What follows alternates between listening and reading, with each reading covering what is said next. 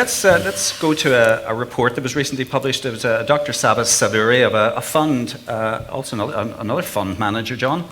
A recent report by Dr. Sabas Savuri of Tosca Fund said, and I quote, that Britain will be a better place for leaving the European Union, saying that it has, without popular support, become a political construct dabbling in judicial and military matters. It has become frustratingly technocratic and bureaucratic, unresponsive, expensive, sclerotic, and out of touch with global economic currents.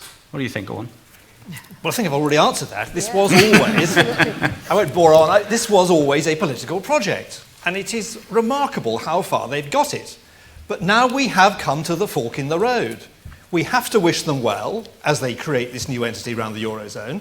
And I don't agree with John on this, because I think there is great uncertainty as to what our positions as a nation will be. We'll be somewhere on the outside, but we'll be permanently in a minority. We'll be permanently outvoted, as I've said, in the Parliament, in the Council. We'll still be overruled by the Court of Justice. And I think that is a very uncertain place to be.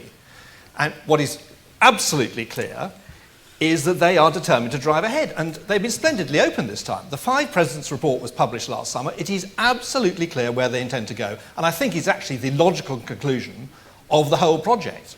And they have to go there. But we can never be part of it. And there is great uncertainty for us if we stick with them. So wish them well. And are we really saying that nations which have a 60 billion plus surplus with us are not to come to some sort of a deal? There are 5 million European citizens dependent on exports to the UK, 1 million Germans. Is Angela Merkel going to take on 1 million Germans and trash their livelihoods when you have the auto industry, which is completely integrated with products going backwards and forwards? You know, we make 2.6 million engines, we make 1.6 million vehicles. It's not going to happen. We're going to do a deal. And we will do a deal which suits Northern Ireland and suits the Republic. So things like the common travel area are absolutely fundamental to keep going.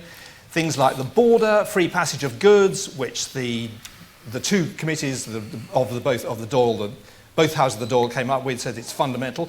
We will come up with a UK solution, and part of that will be keeping the very, very satisfactory and extraordinarily integrated arrangements we have with the Republic of Ireland. So I'm very confident.